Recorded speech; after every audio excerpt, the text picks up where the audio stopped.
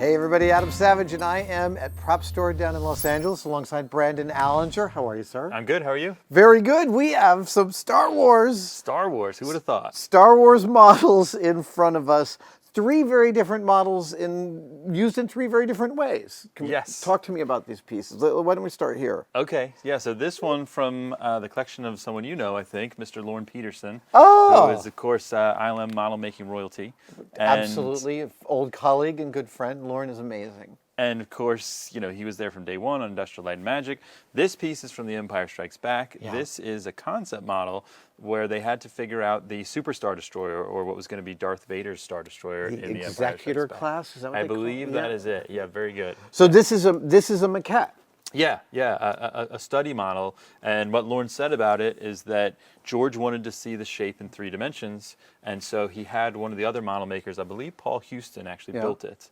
Okay. Just knocked this up out of things that were laying around. And what I love about it is the scale comes entirely from this little conning tower and the 2 balls, which ties back to the original Star Destroyer from the first film.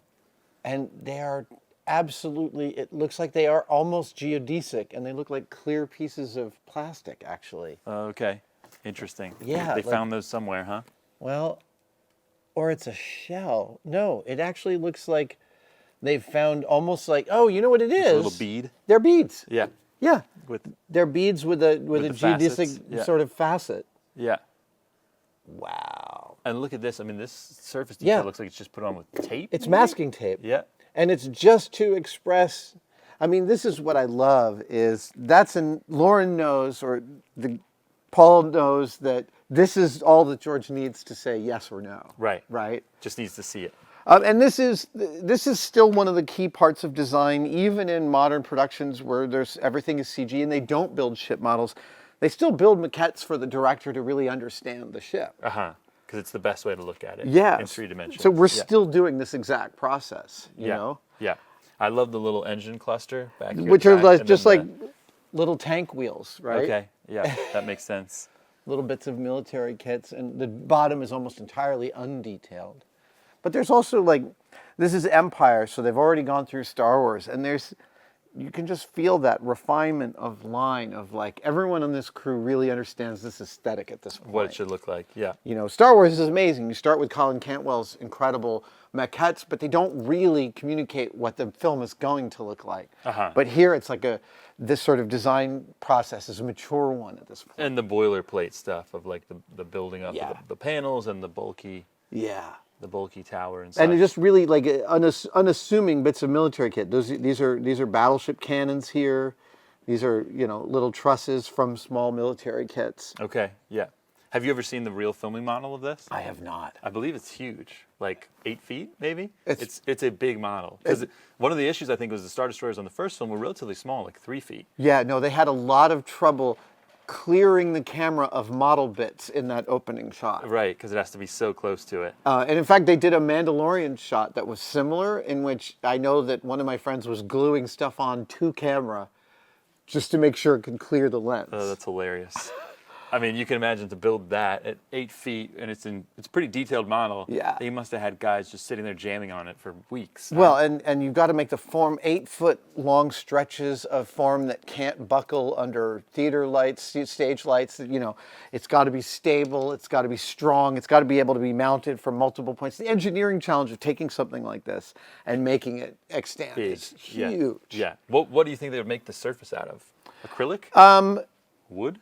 Yeah, one of the original Millennium Falcons is acrylic panels, but the easier, usually if it's flat panels, you could do it with plywood, which is nice and stable, and then you'd face it with styrene and all that detailing. To get the smooth finish. But, it also may be that, there are special features to this wing, and they make 2 castings so they can do top and bottom. Okay. That may also be. That makes sense. Yeah.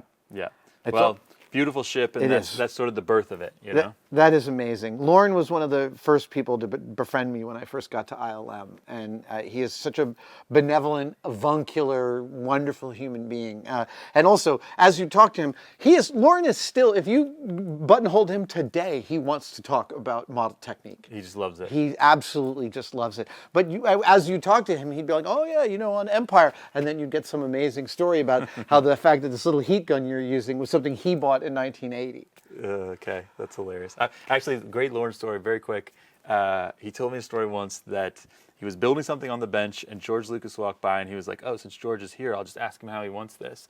And he said, George, I'm working on this. Do you think it should be like this or like that? And he said, Lucas looked back at him and said, I think that's your job, and walked away. Totally right. Good story. That is a great story. Okay, so moving from the Star Destroyer to this potato here. Yes. This is actually another huge famous piece from Empire. Also am I right? Empire, the asteroid chase scene. This is one of the asteroids from the asteroid chase. This is also something that Lorne had saved. It's from his collection. I think he worked on building these. You can see it's this extruded foam stuff. A great surface detail. I love it. I actually sat down with this in my hands and the movie for about an hour, spinning it around every which way. Trying to screen match it. Screen matched it twice. You did? 2 different shots. Yep. From different angles. One time larger in the frame, one time smaller in the frame. I think they just had, I don't know how many, 10, 15 of these, and they just shot them all different ways and put it together on the screen. Composite them together. Famously, at one point, somebody took a potato and did a motion control shot with a potato in this sequence. Yeah. This one, not a potato. Not a potato. It's this. You're absolutely right. The surface detail is really, really lovely. It holds up even from right here, and you can see it's a spray and a spatter and a brush of 5 or 6 different colors. Another thing that Lorne told us is if you look over here, see you've got this 3-hole pattern, sort of punctures in there. He said they basically had a trident as the mount for these, and they would, because it's foam, they would just pick it up, spin it to a different spot, stick it back down, and that's how they'd get different angles. You're kidding me. Yeah. That's it. They were just... Yeah. And when you look at it, there's these little trident holes in multiple places on the model. Oh my God, that's crazy. That's hilarious. Even though it's a rock, people love that sequence. I showed it to a couple Star Wars fans, and they freaked out. Totally. It's a big part of Empire Strikes Back. This is a really rare piece because any fan of the movie is going to immediately know what it is, and the rest of the world's going to think we're all nuts, right? Like there's a lot of times it's like, oh, you collect models, right? There's a little bit of that sort of shade, but this is totally weird. Is that from the moon? Yeah, right, exactly. From Why do you have a big burnt rock on your shelf, dude? That is not just a big burnt rock.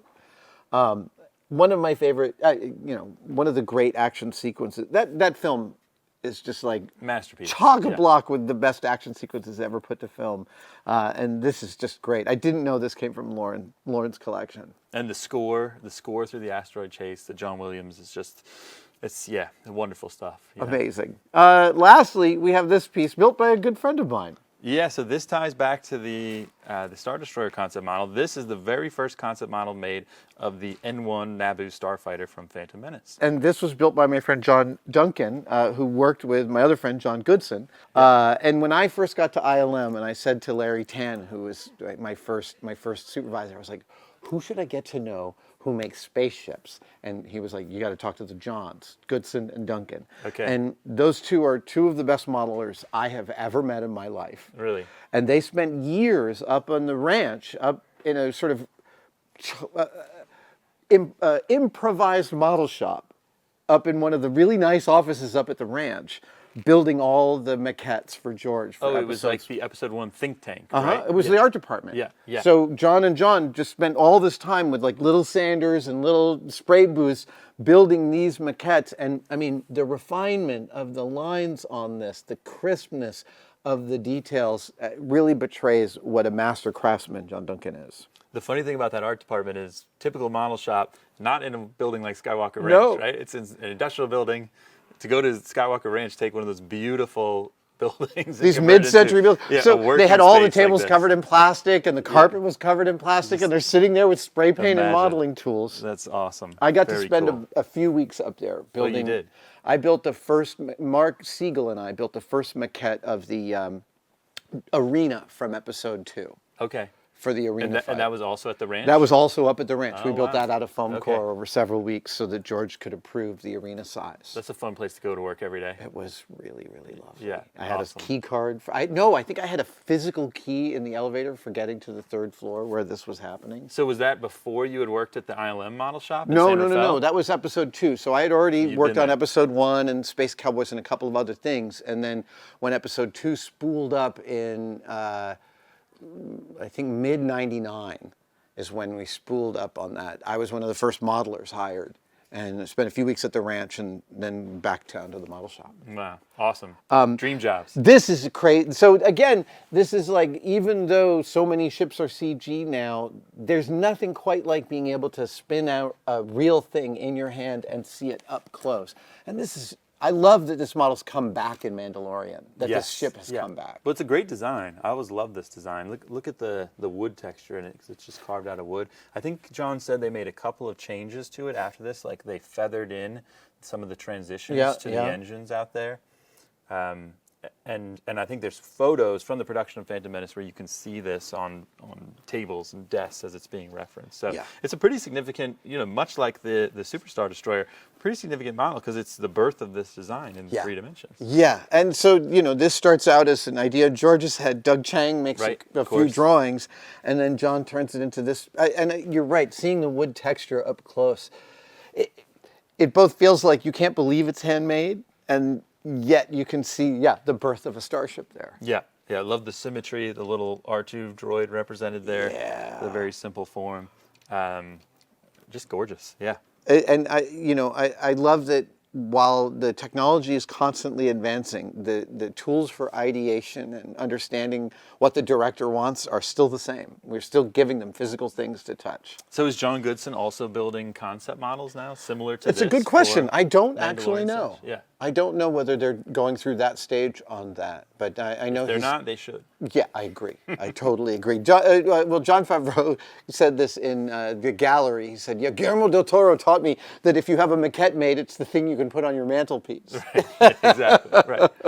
Little souvenirs, trophies of the day. I love that you've got this kind of Star Wars history going on here. The maquette's part of the ideation process, but also this is just marvelously weird. Yeah, it's so fun to see things like this turn up because everything in the world of Star Wars has been studied, just to death. I mean, every little bit of every photo, et cetera, et cetera. So to see something new pop up that we didn't know existed, whether it's a model or a concept model or anything, it's just fun, you know? I totally agree. Brandon, thank you so much. What a great piece of history.